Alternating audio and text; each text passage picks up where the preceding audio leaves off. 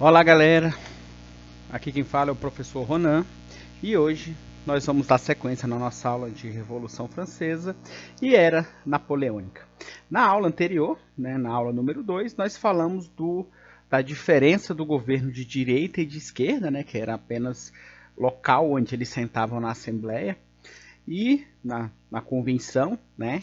E aqui, galera, nessa aula de hoje a gente vai falar sobre o governo da direita,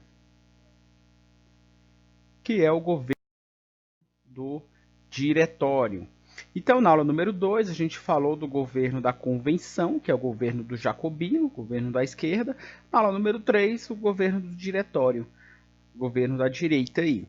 Bom, pessoal, nesse período, é importante frisar que no final da aula 2 nós falamos que o diretório, os girondinos, eles deram um golpe e tomaram o poder, a reação termidoriana. Esse golpe que eles deram colocaram os girondinos no poder e houve uma certa perseguição aos jacobinos, tanto que a gente terminou falando da morte de Robespierre. Então aqui a perseguição ao governo dos jacobinos seguiu de forma implacável. Eles perseguiram bastante os jacobinos aqui.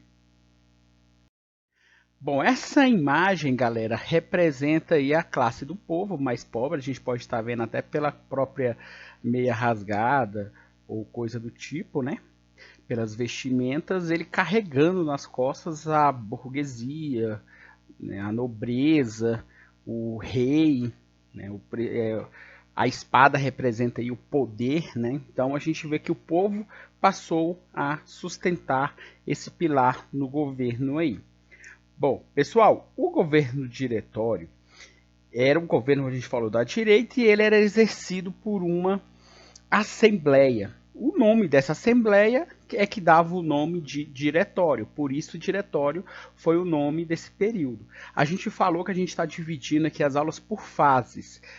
A primeira fase foi a monarquia absolutista, que é o antigo regime, na qual o rei governava através de decretos, prevalecia sempre a vontade dele. Depois essa monarquia absolutista caiu, entrando a monarquia constitucionalista, ou seja, agora o rei obedece a uma constituição, que também caiu. O rei foi condenado por crimes de tirania contra o povo francês. Veio a terceira fase, que foi a convenção.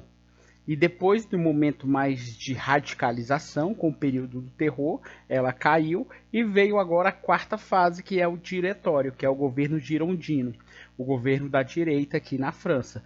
Representava aqui a alta burguesia, os grandes industriais e os banqueiros.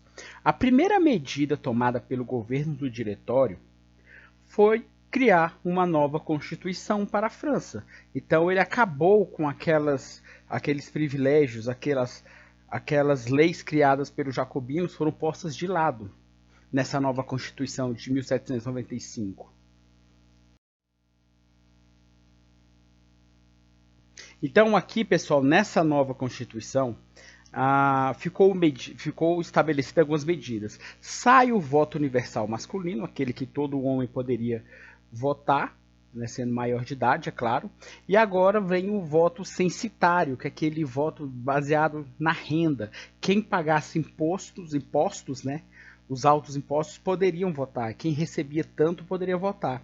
Já para ser votado tinha que receber bem mais. Então agora o voto passou a ser censitário, passou a ser mais elitista e excluiu a parcela mais pobre da sociedade do sufrágio universal.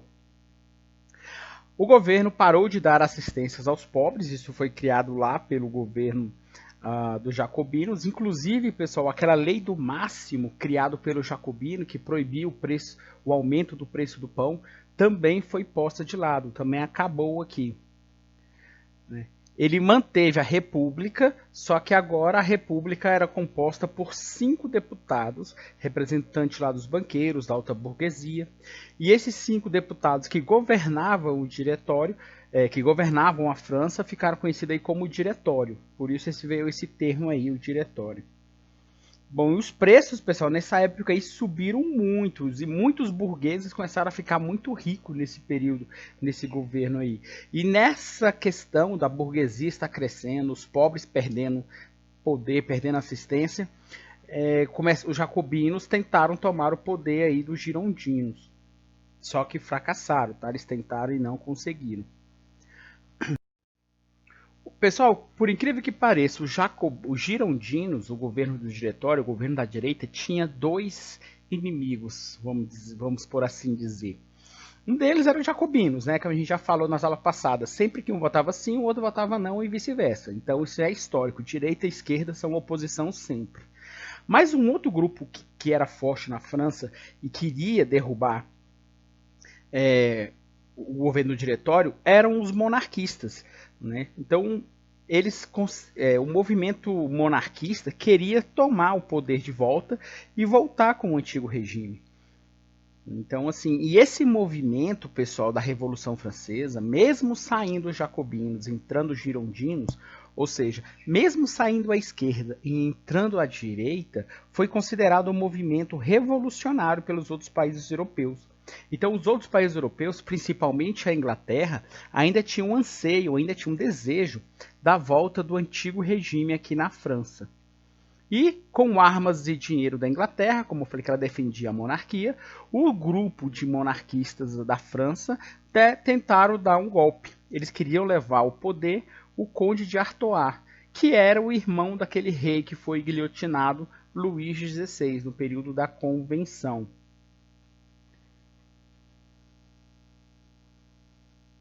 Bom, esse golpe dado pelos monarquistas, pessoal, também não foi bem sucedido. Os diretórios conseguiram se manter no poder.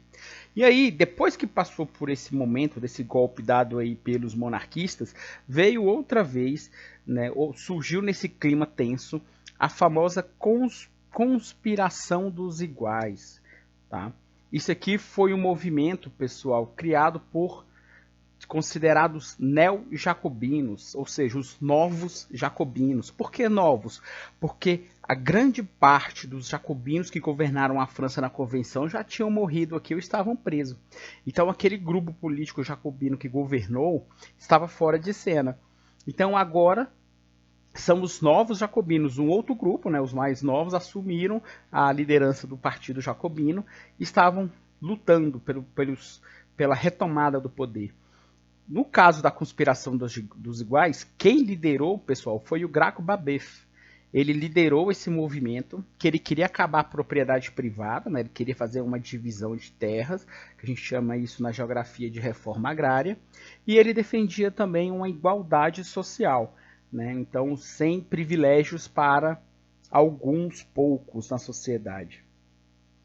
Então, pessoal, Babeuf e seus aliados perderam essa conspiração também e, como já era praxe do diretório, eles executaram, né, guilhotinaram esses líderes aí. E após, pessoal, essa execução do Babeuf, os girondinos endureceram ainda mais o poder lá na França. O poder ainda ficou mais rigoroso. Então, os girondinos tomaram algumas medidas mais drásticas, mais radicais.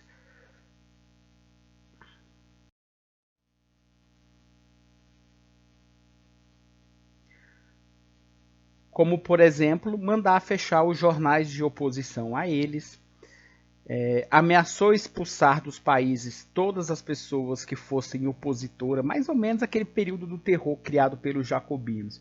Quem fosse considerado inimigo ia ser perseguido aí na Revolução. A inflação na França, nesse momento do governo diretório, estava muito alta e o governo diretório estava sendo acusado constantemente de corrupção e constantemente esses líderes se envolviam em escândalos. E aqui começou a ter uma grave crise, né, graves interferências para ver quem ia permanecer no poder. Lembrando que a camada que mais crescia, que mais se desenvolvia, era a burguesia. A burguesia, galera, a alta burguesia, em nenhum momento desejava a volta do antigo regime. Ele não queria, em hipótese alguma, a volta do antigo regime. Por que não, pessoal? Se vocês lembrarem, na monarquia absolutista, quem era privilegiado? A igreja e os nobres. Então a burguesia não tinha espaço no antigo regime. Ela teve espaço no governo jacobino e teve espaço no diretório, no girondino. Então, como fazer para dar sequência a esse governo que beneficiasse a burguesia, né, a alta burguesia? Essa foi a questão. Né? O diretório já estava insustentável, já estava à beira da queda. Então, nesse contexto, surge um nome que era bastante divulgado na França nesse período, que era o nome de Napoleão Bonaparte. Pessoal, primeiramente, vamos só olhar aqui naquela parte rosa do nosso mapa. Está escrito ali Córcega. Córcega é uma ilha que fica sobre a ilha da Sardenha.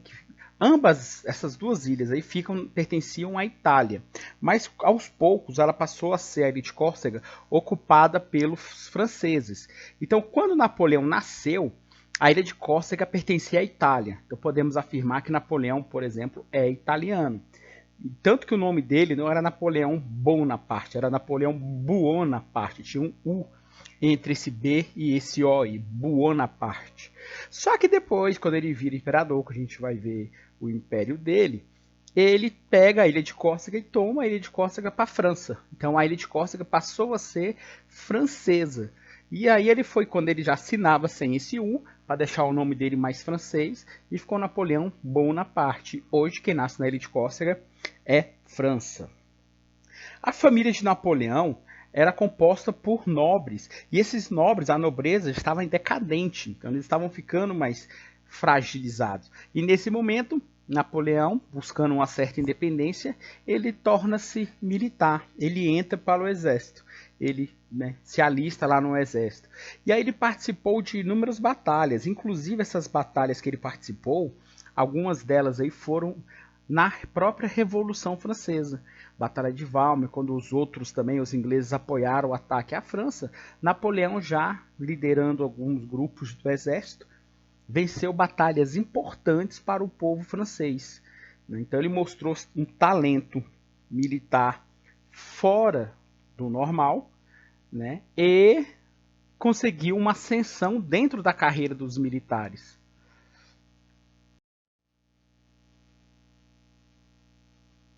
Então, aos 24 anos de idade, Napoleão Bonaparte atingiu o posto mais alto da carreira militar, que era o de general naquela época. Então, até hoje, nenhum homem francês atingiu o posto de general com 24 anos de idade. Ainda tem essa lacuna aí. Na imagem, nós estamos observando que Napoleão está com sua mão direita sob o abdômen ali. Pessoal, existem várias teorias do porquê que Napoleão usava aquela mão ali, né? Alguns diziam que era mania, outros diziam que era gases, enfim. Mas o fato é, Napoleão sentia dores. E a fonte mais confiável que nós temos revela que Napoleão tinha uma espécie de uma hérnia ali naquele setor. E aí por isso que ele gostava de fazer pressão na região, que é para diminuir suas dores ali na região abdominal. E sob o comando de Napoleão, o exército francês obteve vitórias esmagadoras e os jornais da França começaram a dizer, a espalhar as notícias de que a França precisava de um homem enérgico, um homem respeitado, um homem admirado para poder governar a França. E dentro desse contexto, o nome de Napoleão foi ganhando força popularmente. Então, a galera já começou a falar, não, Napoleão para governar, Napoleão. Outro detalhe aqui, pessoal, outra curiosidade histórica. Há quem diga que o cavalo, né, toda vez que você vê a imagem do cavalo de Napoleão, você vê a imagem dele branco, né, que branca. Só que, galera, o cavalo do Napoleão, ele era marrom, certo?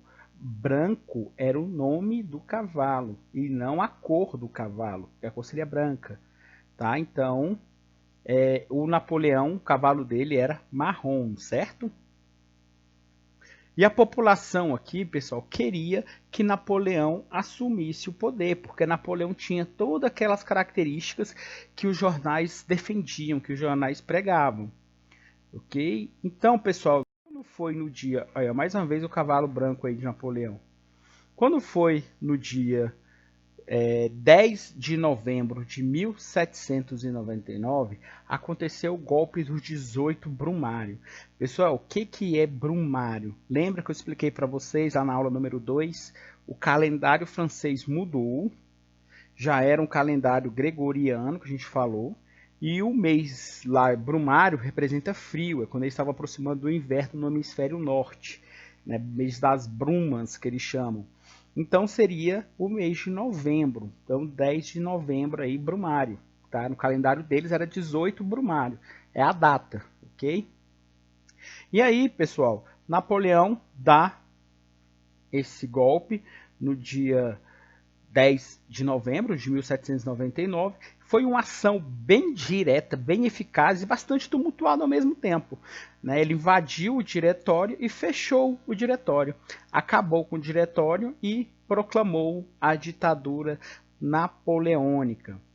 Então Napoleão, pessoal, que nesse momento era o que a burguesia queria. Então ele contou com o apoio da burguesia para dar esse golpe. Mas por que a burguesia queria Napoleão? Porque Napoleão representava bem a burguesia. Porque ele era um nobre falido, quebrado, entrou no militar e começou a crescer. Crescer dentro da carreira, crescer dentro da sociedade. E é isso que a burguesia fez. Lá na Idade Média não tinha comércio. Quando surgiu, os burgueses foram crescendo, crescendo até que chegaram ao topo. Então Napoleão representava esse desejo da burguesia. E o Napoleão, sabendo disso, ele governou favorecendo esses interesses da burguesia. Então, nesse governo de Napoleão, a burguesia cresceu mais ainda lá na França. E a gente vai ver, pessoal, esse governo de Napoleão a partir da próxima aula.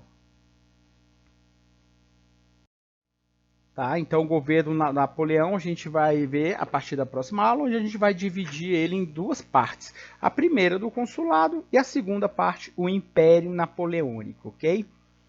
Então, galera, nossa aula é essa. Aguardem até a próxima e um abraço a todos.